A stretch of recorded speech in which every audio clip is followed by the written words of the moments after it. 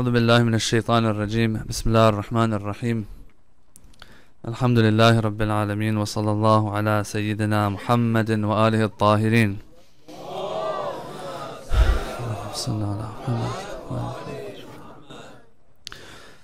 We put behind us 5 steps of this tree of Bani Umayyah growing, a tree that had to be uprooted by Imam al-Hussein alayhi salam.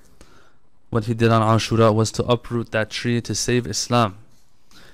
As we get closer and closer to that time, we understand more and more what it means when they say Imam Hussein saved Islam. He saved Islam through taking care of this problem, this major problem, of course, and of course all the other lessons that come out of his movement and his rise. Those 5 steps, as I've been saying it again and again, number 1 was the seed that was planted in Saqifa. Number 2, the prohibition of recording hadith. Number 3, Muawiyah becoming governor of the Shamat and Damascus and greater Syria. The next one, number 4, was the 6-person council that brought Uthman to power and the Bani Umayyah to power for the first time. And step number 5, the assassination of Uthman, which wasn't enough, of course. As I said, the assassination of Uthman plus the battle of Jamal and breaking the ice of civil war happening for the first time in the Muslim Ummah, and people standing up to the Khalifa, the rightly guided, according to them, and rightly chosen Khalifa of their time. We're going to slowly make our way to step 6, but before going there, we said that Uthman, he made big mistakes in his time, putting Bani Umayyah all over the place. The Islamic Empire is ruled by the Tulaqa, by Bani Umayyah, to the extent that he loves his family so much that he says, if I had the keys to Jannah, I would give them all to Bani Umayyah and make sure they go to Jannah first and then others go to Jannah. So we have the battle of Jamal, we finished that. There's one little lesson I want to take from it though. It's in Nahjul Balagha, Sermon 156. Sermon 156, Imam Ali says something that usually we haven't heard. And I didn't say this last night. What did Imam Ali say after the battle of Jamal? He says, yes, al-Mu'mineen made a mistake and she did this and that, and then he ends with this. He says, وَلَهَا بَعْدُ حُرْمَتُهَا الْأُولَى. This is important. In Nahj al-Balagha, Imam Ali is telling everybody that, listen, she was wrong, she made a mistake and all of that, but she still has that same respect that she had before. Because at the end of the day, who is she? She's associated with the Prophet. Now this respect that for the Prophet dictates that she has that same respect as she had before. So what does that mean? What does that mean for me and you? Is that we're not, when we speak to others or when we go online and we make posts and all of that, we're careful not to be provocative. You know, we don't want to stir those waters that have settled after all these years again with something that the Imam himself isn't doing. He says, وَلَهَا بَعْدُ حُرْمَتُهَا الْأُولَى. That same respect she still has. She messed up, she made mistakes, but the Prophet and her association with the Prophet is the same. It hasn't changed, right? No, it hasn't changed. So we have to be careful about that. Our ulama are telling us this. I know that some of us might have things in our hearts, but let me say it like this to us. Some of those that we deem to be enemies of Ahlul Bayt, they did their damage in the past. Brothers and sisters, we're not going to let them do damage again now, 1400 years later, because of what we hold against them, to do something so that because of what they did in the past, again, followers of the school of Ahlul Bayt have to go through trouble. They did the damage before, we're not going to let them do damage again now.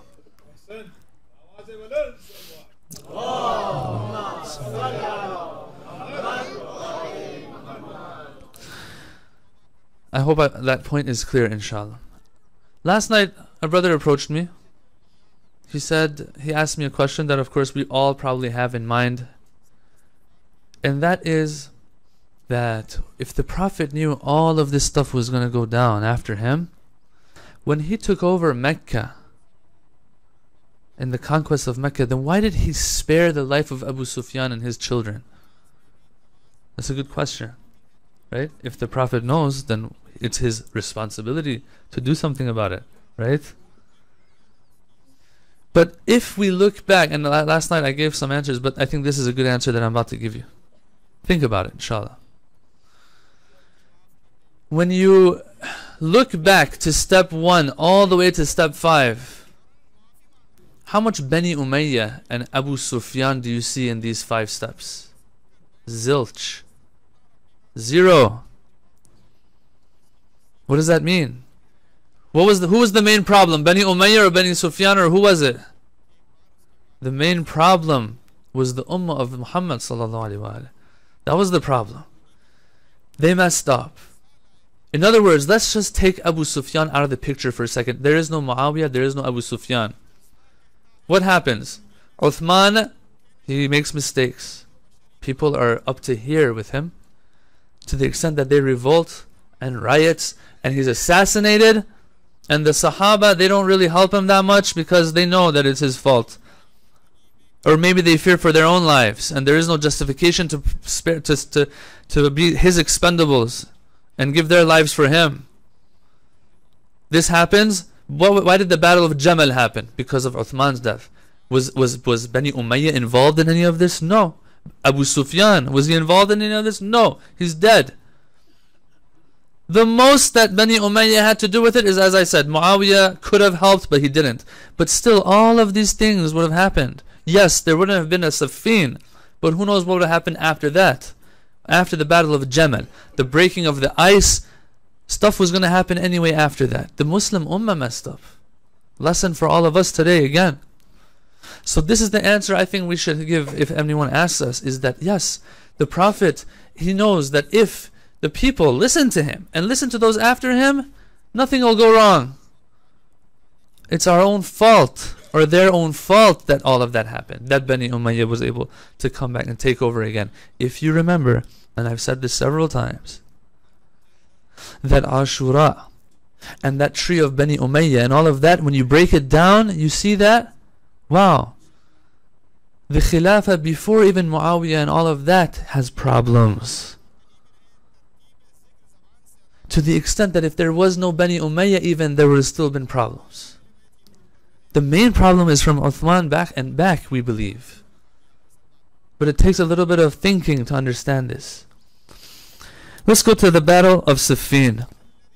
Battle of Siffin, brothers and sisters, is one of those proofs that this whole idea of the righteousness of companions of the Prophet is a problematic one. The greatest example, if a person sits down and thinks a little bit, I personally think that there is no excuse. It is very hard to read Siffin but not understand that there's problems in some of the ways, in some of the things that people think about, that they believe in. Battle of Siffin, what happened? Uthman has been killed. Muawiyah goes up, he tells everybody that Ali ibn Abi Talib killed him. As I said last night, he brings witnesses from some Sahaba. They give shahada to zur, false testimony, that Ali ibn Abi Talib did all of this. And the people believe, the people in Sham, they believe, I mean, they've been under the rule of Muawiyah for so long. It's like Fir'aun in the verse in the Quran that says, it says, فَاسْتَخَفَّ قَوْمَهُ فَأَطَاعُوهُ. He kept their level of understanding low, they obeyed him in everything. These are the people of Sham, the same thing. Till today, you see that this culture of not questioning at all, no matter what, remains. And I'll give you examples. Recite salawat and please move forward.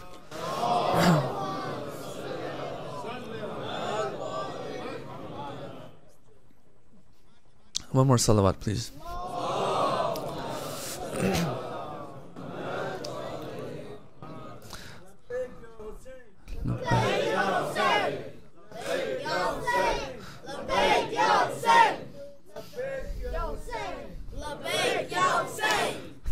Thank you very much. Okay. This culture remains till today. What do I mean? Once again, let's go back to my Hajj trip. A day before we left from Qom to go for Hajj, we saw on TV that yes, a big crane crashed into Masjid al-Haram. Okay. Instead of coming out and, well, of course they apologize and stuff like that, but when time passed, now you see online, what are they saying? This was the will of God. People are commenting, yeah, it was the will of God. They're all shaheed. It's such a blessing to die in Masjid al-Haram and all of that. Really? I didn't know that. Yes, it is a blessing. But really, you're not going to question anything? That Masjid al-Haram is surrounded by 50 million cranes and like they've built a tower the size of God and it's as if they're fighting God, and this is not bid'ah. I mean, you're not questioning any of this that's going on, and then the crane falls and 100 plus people are killed in blood in Masjid al-Haram. What happened? No. Shh, don't question. Don't say anything. The culture from then has come till today. The stampede happened in Hajj. Oh, they're all shaheed. Now, this is allegedly, they say. I don't know. I haven't looked into it, but it was all over the place. That a Sheikh, his name is Sheikh al-Sheikh, the Grand Mufti of Saudi. He has told the people that, or the prince that they say was passing by, and they closed those roads off, and we were also one of those who had to go around, and we almost got stuck there too. I was dying for oxygen. I don't know, the people that were shorter than me and stuff, I don't know what they were doing. I'm pretty tall, and I was like, God, if you don't help, like, our people, they can't make it. Alhamdulillah, we made it, but the people after that. Anyway, may Allah bless their souls. Okay, this happens. He tells the prince, oh, it's not your fault that they died. I know you were passing by. They had to close down some roads. If that's true or not, I don't know. What some believe that there were some conspiracies. I don't want to get into that. But this sheikh is saying, don't worry. This was God's will. Do you know what bell that rings? You know what that reminds me of? Muawiyah comes to power. Oh, people, you have to listen to me. Why? Because God has willed this for you, that I rule over you. And people are like sheep. Yes, we obey. You see this all over the place. We've gotten used to our own people, the Shia, and how we're very, critical. But when you step outside, you notice that it's a little bit of naivety there. Simple-mindedness sometimes. This culture has remained. And where does this come from? The verse of the Quran. أَطِيعُ اللَّهِ وَأَطِيعُ الرَّسُولِ وَأُولِي الْأَمْرِ مِنْكُمْ.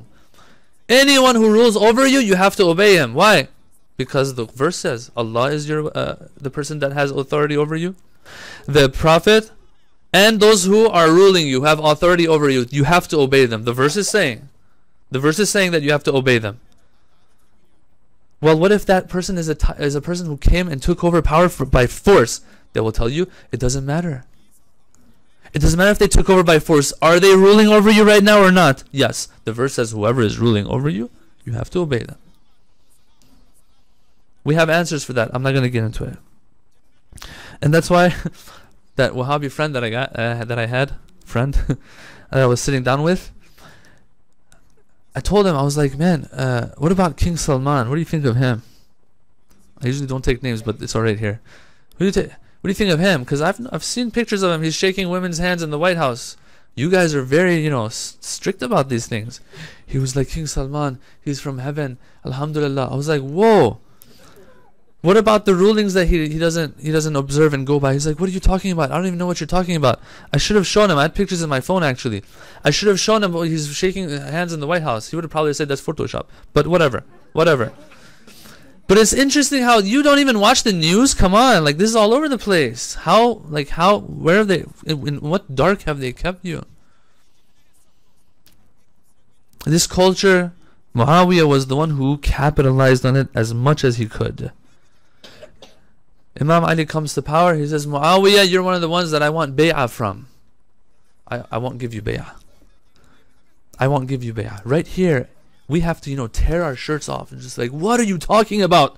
How dare you say that to Ali ibn Abi Talib? One of the sabiqun as-sabiqun, one of the ashara al-mubashshirun, according to you, the ones granted paradise. Who are you, Muawiyah, to even say, I'm not going to give you bay'ah? And Muawiyah knows that too. He can't say that. But in Jamal, they taught him what to say. What happened in Jamal? He just takes that model and uses it. And here he has the upper hand too. What does he say? He says, I will not give you bay'ah, not because I don't believe that I'm not supposed to give you bay'ah. Not that I don't believe I have to give you bay'ah, but because Uthman was killed in cold blood. And I am his cousin.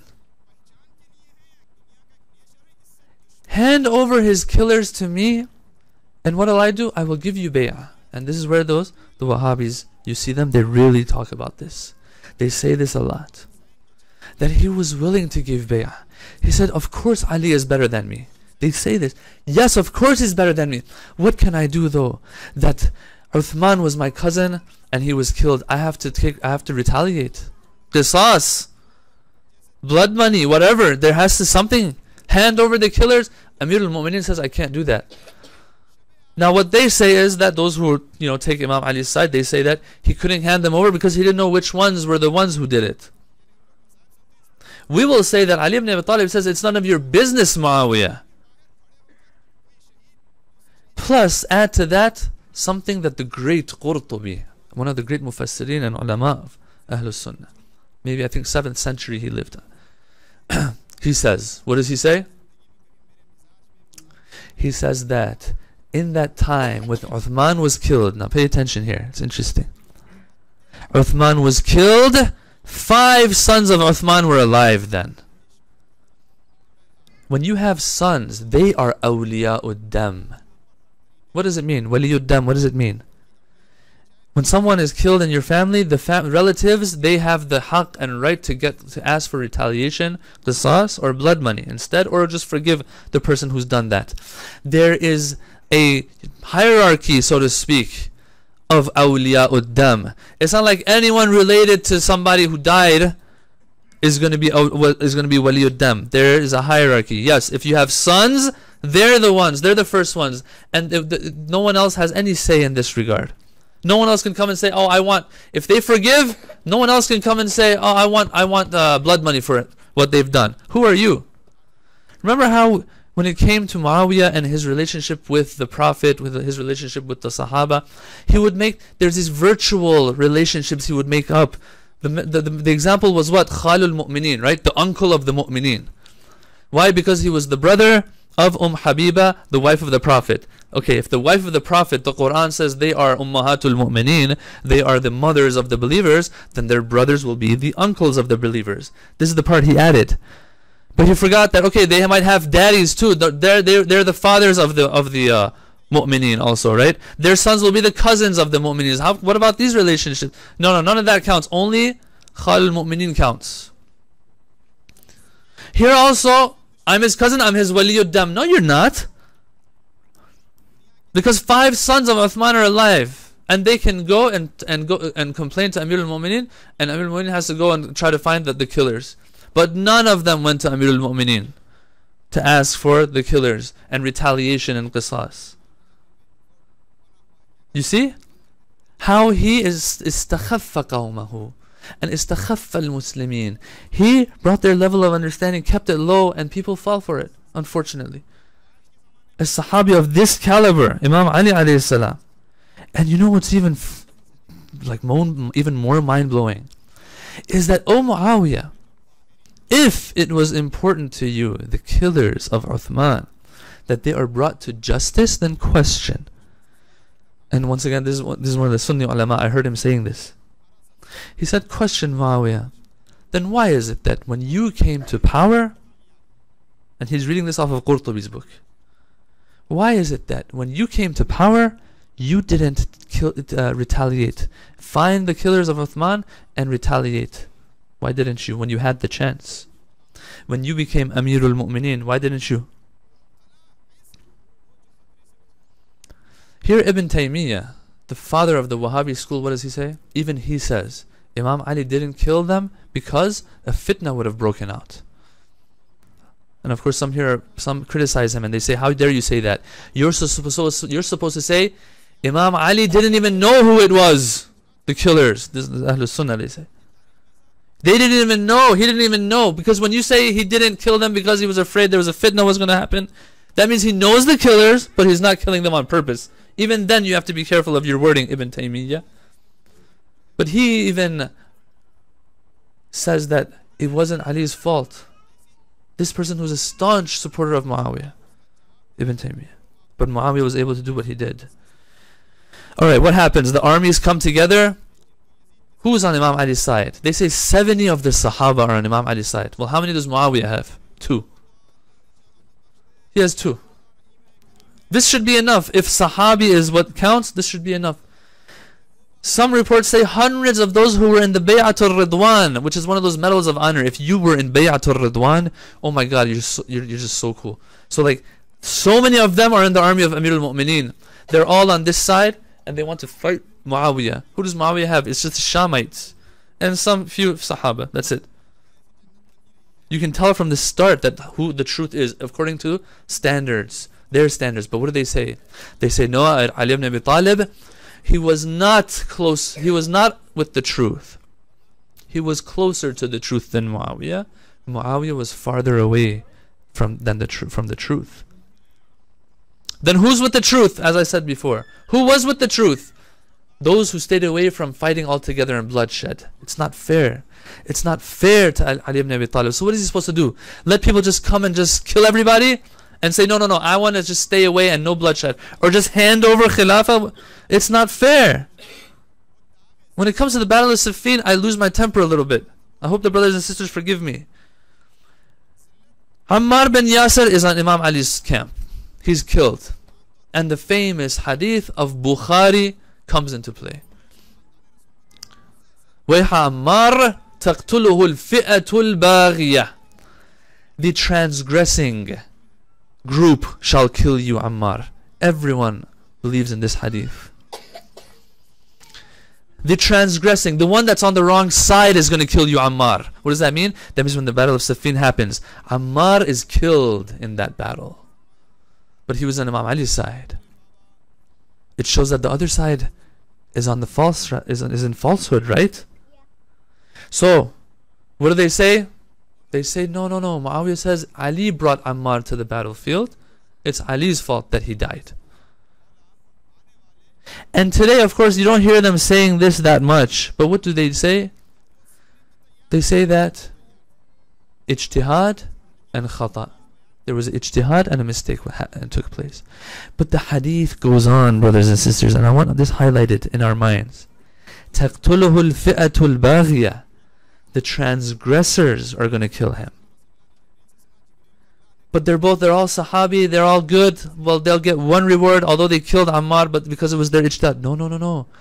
يَدْعُوهُمْ إِلَى الْجَنَّةِ وَيَدْعُونَهُ إِلَى النَّارِ. Ammar will be calling, this is the continuation of the hadith. Ammar will be calling to where? Calling these people to Jannah, while they are calling him to the hellfire. And then here, if you ever feel down, brothers and sisters, and you want a good laugh, go see how they have justified this now. You might be able to justify al-fi'atul baghiyah, the transgressors, that they're going to kill you. But I mean, the hadith is very explicitly saying that this side is nar and that side is Jannah. How comes there's Sahabis on this side? Muawiyah is on this side. Amr bin al-As is on this side. These are Sahabis. Nu'man bin Bashir is on this side. Sahabi. Then how?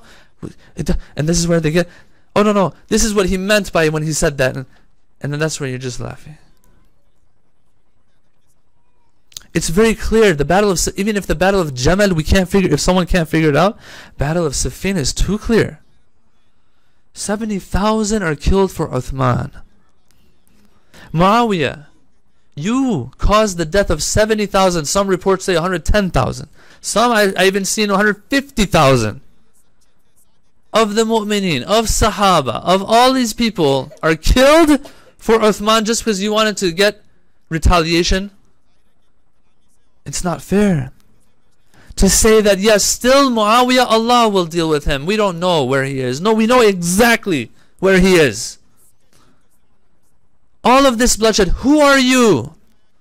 Who are you to stand in the face of al-Mu'mineen? Is it two Sahabis standing together? This is where the Shia, when Siffin comes up, says that at least let's revisit the meaning of Sahabi. Fine, let's say all Sahabis go to heaven. Let's say all Sahaba go to heaven. But let's at least define Sahabi in a way that it matches. The subject has to match with the predicate. Right? You can't say anyone who saw the Prophet once, even if he's 10 years old, what do you give him? You give him all of Jannah no matter what. And you have to justify everything they did and not question them. Redefine it at least. At least redefine Sahabi to be a person like Amir al-Mu'mineen. According to your standards, like Talha and Zubair and Sa'ad bin Abi Waqqas and them. At least redefine it. So that it doesn't apply to people like the Tulaqa. At the top of the list, Muawiyah being at the top of the list.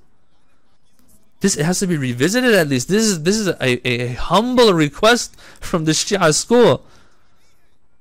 That this term of Sahabi has to be redefined. Why do I say that? And we're going to go back to my friend again. I say this because when the Prophet passed away, Abu Bakr comes to power, the Muslim Ummah is in need of funds. We believe that Fadak was taken, one of the reasons was because of the funds it was yielding.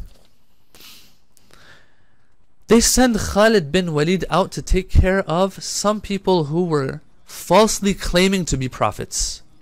Right after the Prophet died, different tribes started making noise, causing trouble, and claiming prophethood. Some people started claiming prophethood, that I'm a prophet after the Prophet has passed away. So they sent Khalid bin Walid. He's good at what he does, and he takes care of business with all of them. And then he comes to the tribe of Malik bin Nuwayra. Now I checked up on this. I didn't have enough time to check up a lot, but when you check the books that mention the Rijal of Ahlul Sunnah, they say Malik bin Nuwayra comes to the Prophet and then announces his Islam, becomes Muslim, embraces Islam, and the Prophet sends him back to his tribe and has him there as not an agent, as a person who's working for the Prophet and taking care of his tribe and the money and the wealth that's supposed to come to the Prophet and the zakat that he's supposed to send to the Prophet from his tribe. The Prophet passes away. Abu Bakr sends Khalid for two reasons: to take care of these people who are falsely claiming prophethood, and also to gather zakat and come back. Recite salawat, please.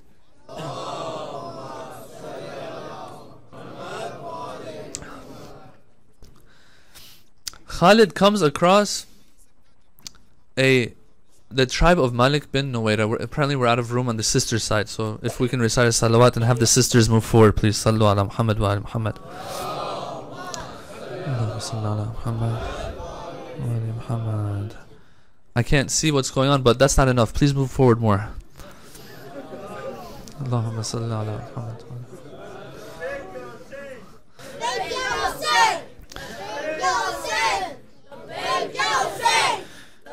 Alhamdulillah. So, I forgot what I was saying. Recite salawat. Allahumma salli ala Muhammad. Yes. Malik is a Sahabi now because he's seen the Prophet and he was Muslim when he was with the Prophet, and then the Prophet had sent him to take care of his tribe and collect the taxes there and send them to the Prophet, right? So he's a Sahabi. But he's not a great Sahabi like the other ones who were always around the Prophet in Medina, right? What do? They trick him, deceive him, because he came out, he didn't want to fight with Khalid. He told Khalid, listen, I don't acknowledge the Khilafah of Abu Bakr right now. And the Prophet had given me permission to spend the taxes amongst my own people. From what I remember, this is what he said. To distribute the taxes I collect, the zakat I collect from my tribe, amongst the poor of my tribe, of my people. Long story short, there's some back and forth happening, and eventually they deceive Malik bin Nuwayra and his people, and they kill Malik, this noble man of his tribe, this great man of his tribe, the leader of his tribe. They kill him. Khalid kills him, beheads him. That night, rapes his wife. I'm sorry to say this. It's disgusting. A woman who's lost her husband like that, And that's what you do? Now, I'm not going to talk about how there is evidence that Khalid, one of the reasons why he killed Malik was because there was an attraction to his wife, because they say his wife was very attractive. I'm not going to even talk about that stuff.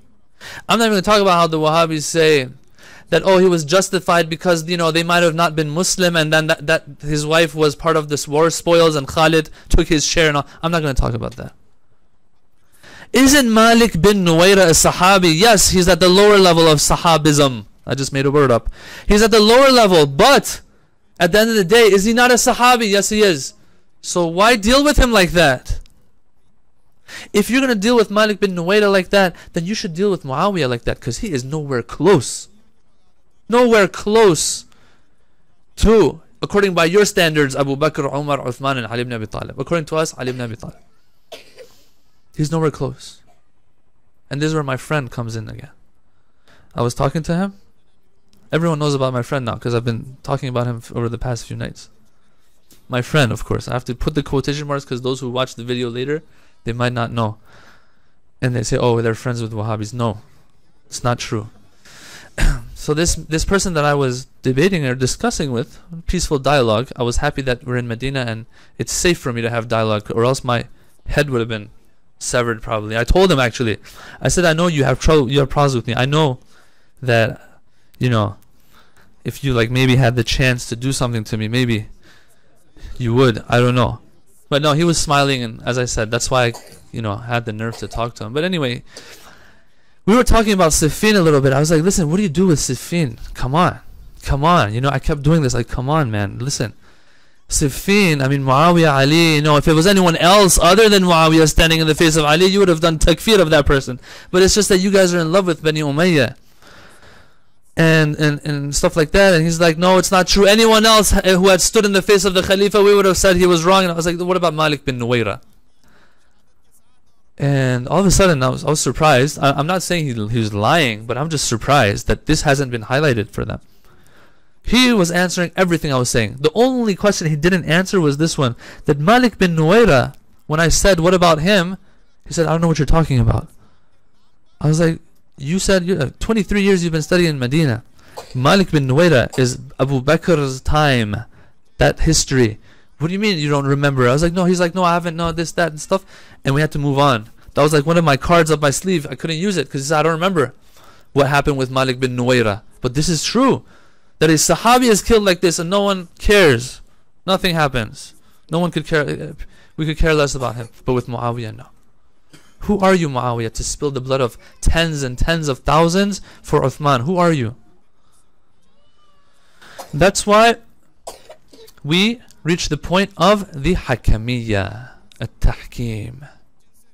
If you noticed, I didn't say step 6 is the Battle of Siffin. I didn't say this. Step 6 of Bani Umayyah, the tree of Bani Umayyah growing, is the Hakamiyya or Tahkim that happened in the Battle of Siffin. The details of that I'm going to have to discuss inshallah tomorrow night probably, if I don't know how much time we have. It's 10 o'clock. Yep. Inshallah we'll get to this then inshallah tomorrow night. There's a lot to say here. This is one of the greatest tragedies of Islam. This is the second thing that I want the brothers and sisters to take away from these majalis, that we usually have not heard of that much, but they are very pivotal and very key. The first one was what? The 6-person council, if you remember. Second one is going to be the arbitration, the tahkim or hakamiyya that happened in the Battle of Siffin. Recite salawat.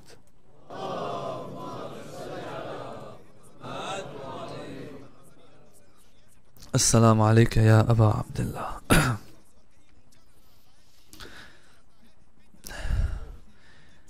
Brothers and sisters, if you remember, in the beginning nights, we had a little talk about a person by the name of Ubaidullah bin Hurr al-Ju'fi, a loser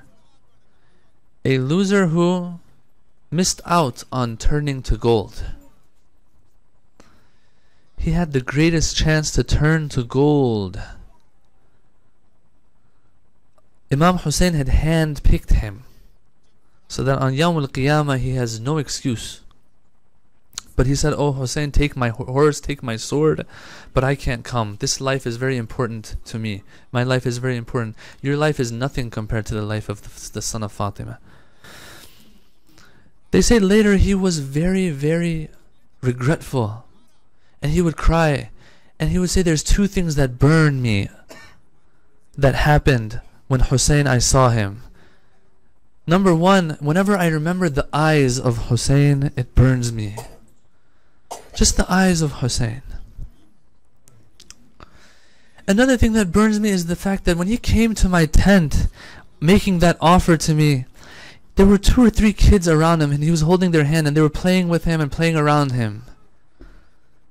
There were his children, children of others, I don't know. But this is Hussein. Hussein has a soft spot for children, and especially if those children are orphans, because he was an orphan. He knows how it feels to be an orphan. To lose a loved one, the way he lost his mother, Qasim ibn al-Hasan lost his father. 3 or 4 years of age, they say, when he loses his father. But think about it. A kid of 3 or 4 years old understands that my dad that I love so much, who was always next to my mother, now she's not here anymore. Where is my father? That's why Hussein has to come and say, "I'll be your father." And he raised Qasim ibn al-Hasan. He raised Qasim. The night of Ashura comes. "Hussein, are you ready? You're going to have to make great sacrifices, Hussein." He tells everyone, "You will be killed." Qasim is standing there. He says, "Oh, uncle, Hussein, my Hussein, will I be killed as well or not?" Hussein says, "Let me see what you say about this. How do you see death?" He said, "Ahla min al-asal." I'll leave this world. I'll see my father again. I'll see my grandmother Fatima, my grandfather Ali. You're not gonna be there anyway. You're like my father. Why should I even live in a world without my only uncle that is going to be left, Hussein? Why? He says, "Don't worry, you will also become shaheed." But some narrations say that Hussein alayhi salam said, after a tragedy, a very hard tragedy befalls you. Fast forward to Ashura. The Ahlul Bayt have gone. Qasim ibn al-Hasan is one of the ones left. Hussein keeps saying, "No, you can't go." He eventually convinces his uncle Hussein that "I'm going to go." They say Hussein takes him in his arms and he cries so much that he faints. But he's going to send him out like a warrior now that you have to go, and you're going to go. "I'm going to send you out like a warrior. Bring him armor." But the armor doesn't fit. He's only 13 or 14. They say that he wears a white shirt. Maybe that it's going to be his kafan later. I don't know. But he could care less.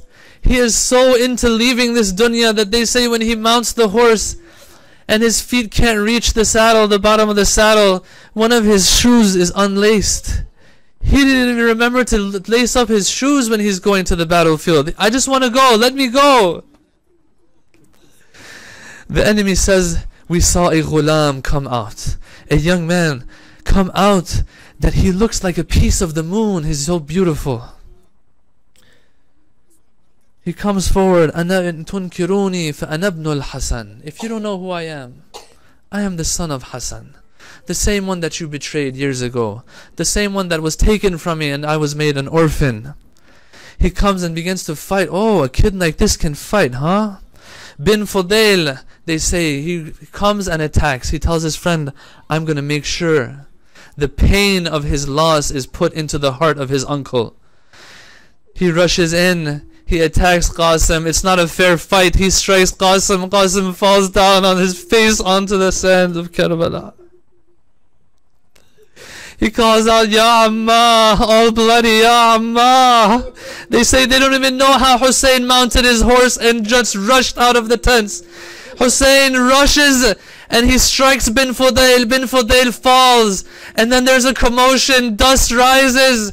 The horses are trampling the body of Qasim. This white cloth is now kicked around left and right under the hooves. This white shirt is now turning redder and redder.